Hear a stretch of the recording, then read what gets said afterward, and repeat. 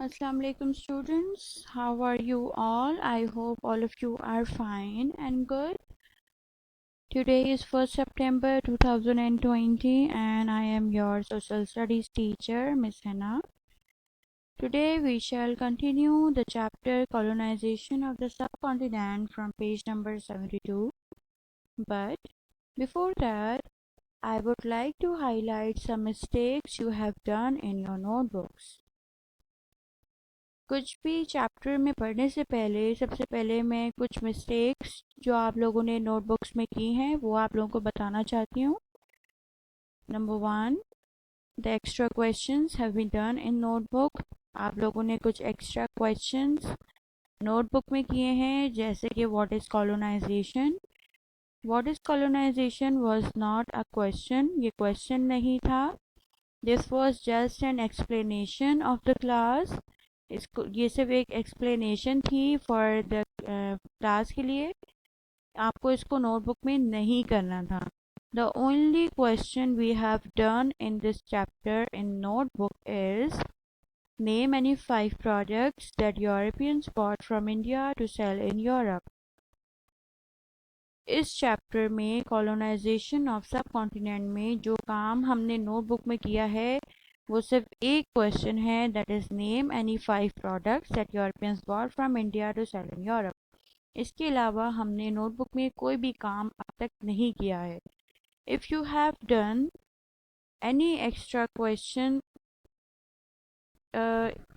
इसके अलावा अगर आपने कोई और एक्स्ट्रा क्वेश्चन अपनी नोटबुक में किया है तो काइंडली रिमूव इट और cut it, because that question was not included in this chapter. What is colonisation का जो क्वेश्चन आपने कॉपियों में किया है that is not a part of your syllabus और दिस चैप्टर. सिर्फ एक सवाल अब तक द कॉलोनाइजेशन ऑफ सब कॉन्टिनेंट में हुआ है नोटबुक में, जो आपके सामने आपकी स्क्रीन पे आपको नज़र आ रहा है. जब तक आपको बोला ना जाए या कहा ना जाए तब तक आप कोई भी काम अपनी नोटबुक में काइंडली नहीं कीजिएगा. Thank you.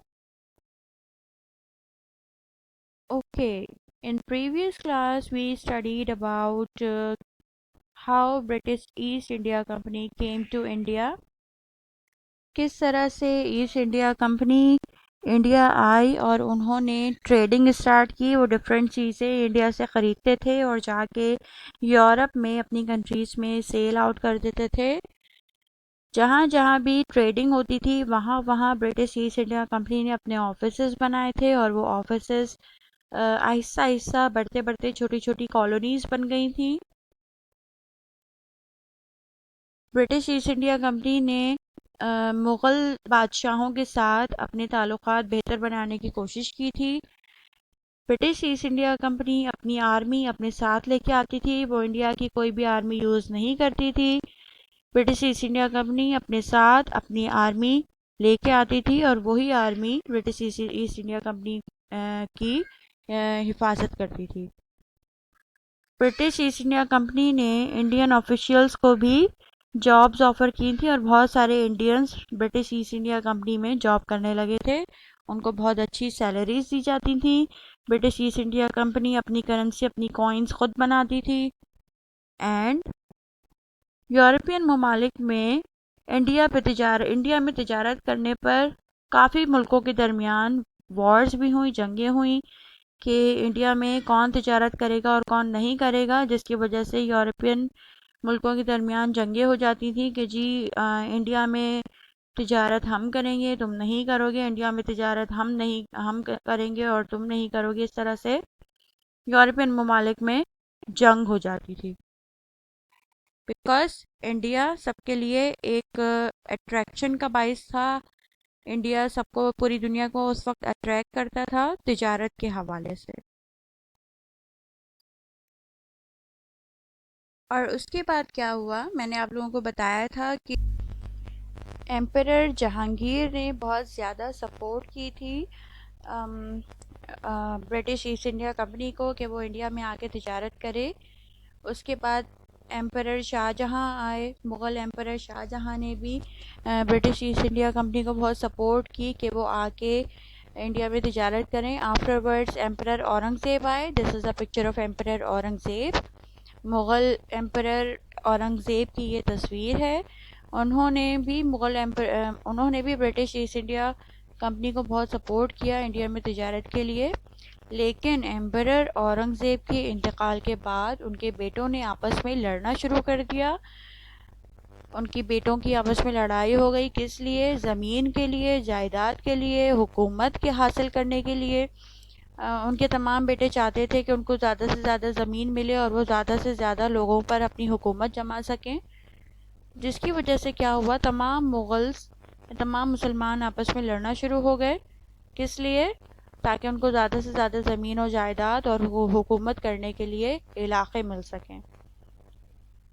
اس کی وجہ سے مسلمانوں کی حالت بہت کمزور ہو گئی اور مسلمان دن بدن ڈاؤن فال کا شکار ہوتے رہے.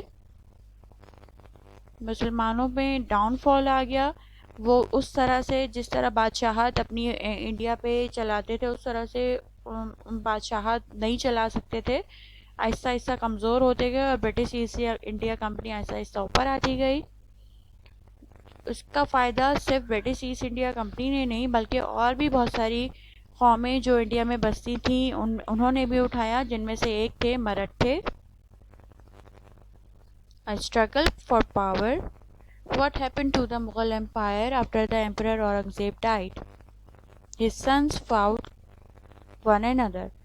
جب مغل ایمپائر کے جو ایمپرر تھے اورنگزیب، ان کا انتقال ہوا تو ان کے جو بیٹے تھے وہ آپس میں لڑنے لگ گئے. I have already told you کہ وہ ایک دوسرے سے جائیداد کی خاطر اور حکومت کی خاطر، حکومت حاصل کرنے کے لیے، زیادہ سے زیادہ علاقوں پر اپنی حکومت جمانے کے لیے ایک دوسرے سے لڑنا شروع ہو گئے. This made the empire weaker, جس کی وجہ سے مغل ایمپرر کا جو ان کی بادشاہت تھی مسلمانوں کی وہ بہت کمزور ہو گئی، اور جس کی وجہ سے the Marathas began to take the Mughal land. جو مراٹھے تھے انہوں نے مسلمانوں کے علاقوں پر قبضہ جمانا شروع کر دیا. They began to take it by force.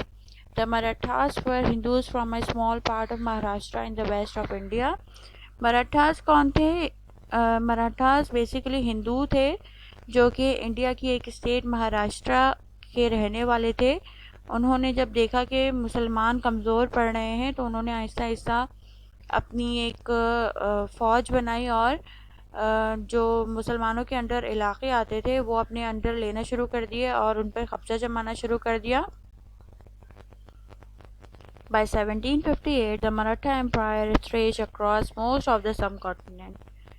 1758 تک جو مراٹھوں کی حکومت تھی وہ زیادہ تر سب کانٹیننٹ پر پھیل چکی تھی. The British East India Company ruled the part now known as Bangladesh. اور برٹش ایسٹ انڈیا کمپنی جو تھی وہ اب صرف اس علاقے پر حکومت کرتی تھی جس کو ہم آج کل بنگلہ دیش کہتے ہیں. The Marathas took over part of the land that is now Pakistan. Marathas اس زمین پر بھی حکومت کرتے تھے جس کو آج ہم پاکستان کہتے ہیں. But the Muslim Durranis also known as Abdalis of Pakistan rule the rest of it. لیکن مسلم درانیز جو افغانی تھے بیسیکلی انہوں نے بھی سب کانٹیننٹ پر حکومت شروع کر دی. By 1761, Ahmad Shah Durrani, also known as Ahmad Shah Abdali, led the Durranis into battle against the Marathas. 1761 میں احمد شاہ ابدالی نے درانیز کو یا افغانیز کو مراٹھاز کے خلاف جنگ پہ مجبور کیا. مراٹھوں سے جنگ ہوئی and this was a third battle of پانی پت. بہت بڑی اور مشہور جنگ ہے پانی پت کی جو افغانیوں اور مراٹھوں کے بیچ میں ہوئی تھی. The Durranis won and they took Punjab and Delhi. Afghani جو تھے یا درانی جو تھے انہوں نے مراٹھوں کے خلاف جنگ جیتی پانی پت کی اور پنجاب اور دہلی پر حکومت کرنے لگ گئے. This is a picture given in your book and اس کے نیچے لکھا ہوا ہے Afghan royal soldiers from the Durrani empire at the third battle of Panipat. پانی پت کے جو میدان میں جنگ ہوئی تھی، پانی پت کی جو جنگ ہوئی تھی اس میں جو افغانیوں نے لباس پہنا تھا یہ اس کی تصویر ہے. Zamzama gun. What is Zamzama gun? The Zamzama gun that Ahmad Shah Abdali used at the battle. This is a picture of a Zamzama gun جو کہ احمد شاہ ابدالی جو افغانستان کے رولر تھے یا بادشاہ تھے انہوں نے جنگ میں استعمال کی تھی. یہ وہ گن ہے، اس کا نام زمزمہ گن ہے. It is now in front of the Lahore museum. Lahore museum میں یہ گن ابھی رکھی گئی ہے اور اس میوزیم کے فرنٹ پہ یہ گن موجود ہے، احمد شاہ ابدالی کی Zamzama gun. Today we learned about. آج ہم نے کیا سیکھا، کیا پڑھا؟ Mughals became weak. جب اورنگزیب مغل بادشاہ کا انتقال ہوا تو مسلمان ویک ہو گئے تھے. کیوں؟ کیونکہ جو اورنگزیب بادشاہ کے بیٹے تھے وہ آپس میں لڑنا شروع ہو گئے تھے. انہوں نے جنگیں سٹارٹ کر دی تھی تاکہ زیادہ سے زیادہ زمین اپنے قبضے میں لے سکیں اور زیادہ سے زیادہ علاقے پر حکومت کر سکیں. اسی لیے آپس میں لڑنے کی وجہ سے جو مغل امپائر تھا، جو مسلمان تھے وہ کمزور پڑ گئے تھے. مراٹھاس بیگن ٹو رول. اس کا فائدہ مراٹھاس نے اٹھایا اور انہوں نے سب کانٹیننٹ پہ حکومت شروع کر دی. افغانیز ڈیفیٹڈ مراٹھاس. افغانیوں نے مراٹھاس کو شکست دی اور افغانیوں نے مراٹھاس سے پنجاب اور دہلی لے لیا. پانی پت کی جنگ کے بعد افغانیوں نے مراٹھوں سے پنجاب اور دہلی لے لیا اور افغانی اس پہ بھی حکومت کرنے لگے. افغانیز کو ہم درانیز بھی کہتے ہیں اور ابدالیز بھی کہتے ہیں. Both are Afghanis. That's all for today. Have a good day. اللہ حافظ.